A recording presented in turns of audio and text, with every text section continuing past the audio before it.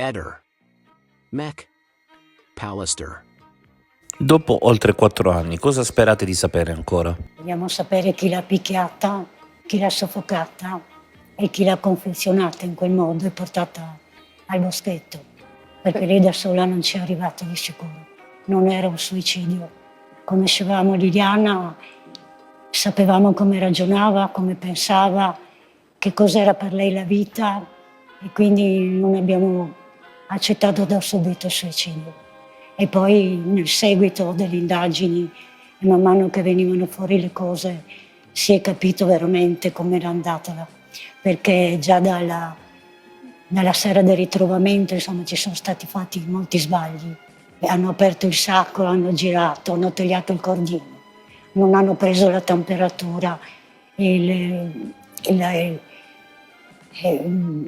hanno messo tutto nel stesso sacco, hanno inquinato molte delle prove, perché hanno impacchettato Liliana con tutte le prove, i sacchetti, hanno tolto i sacchetti, quindi c'erano i suoi liquidi, hanno tagliato il cordino, hanno girato la testa per vedere se c'aveva il ciuffo, per vedere se aveva l'orologio rosa.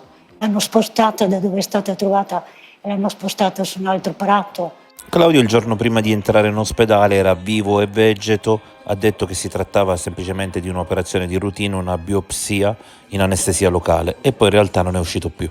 Ha trascurato probabilmente la sua salute per combattere per Liliana, ma Claudio non era solo l'amico speciale di Liliana, Claudio era tutto questo.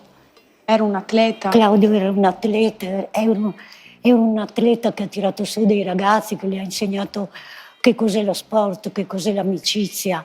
Era il cavaliere della Repubblica, era donatore di sangue premiato tante volte. Claudio non era solo l'amico speciale di Liliana, era un bersagliere. Lui diceva sempre bersagliere una volta, bersagliere sempre. Però della love story non lo sapevi nemmeno tu. No, io non sapevo niente. Sebastiano dice che non capisce come mai siete così addolorati dal momento che a suo dire tu e Liliana vi vedevate pochissime volte l'anno. Noi abbiamo vissuto la nostra infanzia insieme, perché io sono più grande di Liliana di 6 anni, quindi quando lei è nata io avevo 6 anni, non avevo fratelli, non avevo sorelle e mio papà a Trieste aveva solo la mamma di Liliana, quindi noi passavamo tutte le domeniche su dalla zia. Poi io sono andata ad abitare in Slovenia, lei abitava a 20 km da casa mia e lei veniva a trovarmi con Sebastiano. Lei era sempre un po' triste, nel senso che non espandeva. Cioè, per esempio, l'ultima vacanza che ho fatto, quando me l'ha raccontato, non c'era quella espansività, ho visto cose belle, mi sono divertita, sono stata al mare, mi è piaciuto quel paesaggio, niente, se eravamo in Grecia e io ho detto ma scusa non sei stata l'anno scorso? Ma lui vuole andare sempre lì perché gli piace, però non c'era quell'entusiasmo quando torni dalle vacanze, no? Che c'era un po' di ripianto, che vorrei, semplicemente era assuefatta, come posso dire. Lei... Ma litigavano quando c'era lei? No, lei solo diceva quando stavano per agitarsi un pochino, lascialo perdere, facevo proprio questo gesto, lascialo perdere che è matto. E lì troncavi il discorso perché, ad esempio, con me qualche volta mi veniva di rispondergli, però sai, se io rispondevo a Sebastiano io non vedevo più Liliana, si agitava, lei aveva paura che davanti alla famiglia lui facesse vedere quello che era veramente, perché lei sapeva chi era. Quindi Sebastiano possiamo dire che è Barba Blu? Non lo so chi l'ha ucciso, mia cugina. Io voglio scoprire chi l'ha picchiata, soffocata e confezionata e messa in quel boschetto. Lei da sola lì non c'è andata. Non sono l'inquirente, non sono io che devo trovare il sospetto. Noi sappiamo che Sebastiano ha detto molte bugie, molte incongruenze, non lo so, non mi ricordo, questo lo dice lei, questo lo dice lui, ma tutte queste pezzettini di puzzle devono metterli insieme gli inquirenti, non noi. Noi abbiamo dato degli spunti agli inquirenti anche tramite le vostre trasmissioni, ma non possiamo sostituirci. Io voglio sperare che alla verità si arrivi, io temo di di non riuscire a godermela. Ma lui non parlava della sua malattia con noi, lui si faceva vedere sempre forte. Noi Lui- sapevamo che la cosa era così grave. Ma sì, lui l'anno scorso è stato in ospedale, poi è tornato a casa, sembrava tutto a posto, perlomeno così ci ha fatto sempre vedere, no? E io l'ho visto una settimana fa, perché adesso non capisco più neanche che giorno siamo, ma sembrava stesse bene, mi ha solo detto devo andare a fare l'attacco, era con sua figlia, e non si immaginava mai una cosa del genere. Qualcuno pensa che Liliana abbia detto a Sebastiano la verità e lui ha reagito male. Lo pensiamo anche noi, perché sennò che motivo aveva di litigare la sera prima? Che motivo aveva di scansarsi dal bacio nella, nella cena con Gabriele Micheli? Al tavolo, lui la vuole baciare, lei si scansa. La sera prima litigano. Secondo me qualcosa gli ha raccontato, sì, sì. Ma siccome Liliana era una persona che lei i problemi se li aggiustava da sola, Sebastiano ha sempre però parlato di un rapporto idilliaco. forse perché è indagato, ma lo dicevo anche prima, ha qualcosa da nascondere, non lo so, io non posso dirlo, non lo so. Io so solo che dal primo giorno a casa mia, dopo 2 giorni dalla scomparsa, quando io gli ho chiesto ma cosa pensi che sia successo, lui mi ha risposto è salito in auto con qualcuno. E io mi sono arrabbiata perché ho detto guarda che mia cugina non è una stupida che va in auto con uno che non conosce. Poi giravo per casa pensando ma com'è possibile, dove è andata? E a un certo punto mi è venuta la domanda spontanea, ma stai pensando ad un amante? E lui mi ha risposto può essere. Qualche giorno dopo, quando Claudio si è palesato, io ho chiesto a Sebastiano, ma tu lo conosci questa persona?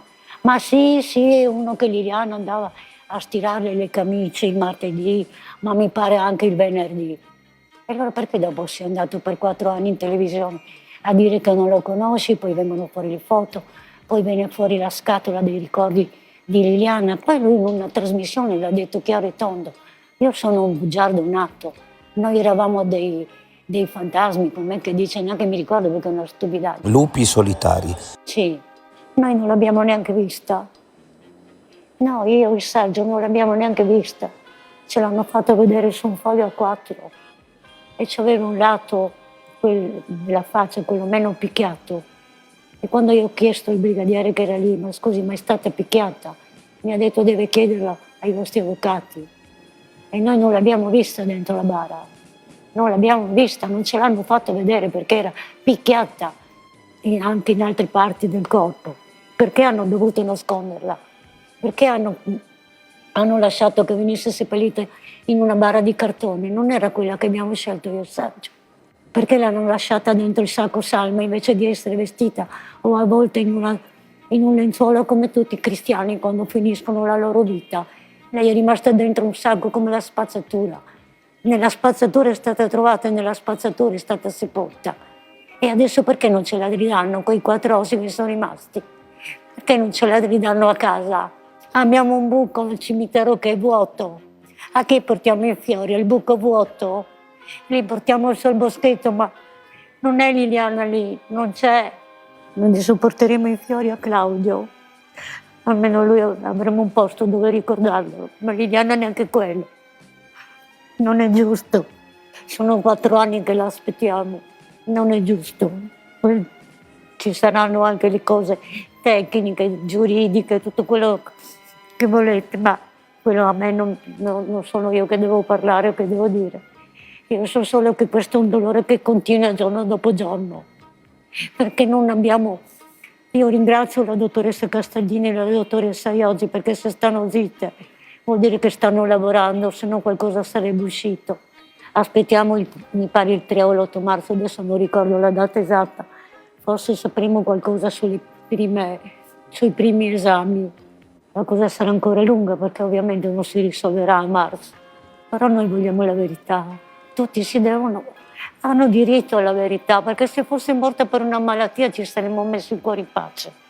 Ma già dal primo giorno, da come l'hanno rimescolata, da come l'hanno seppellita, da come l'hanno trattata, la vogliamo a casa. quello che è rimasto di lei, la vogliamo a casa? Secondo Claudio Sterpin, Sebastiano sapeva tutto. Beh, lo pensiamo anche noi questo.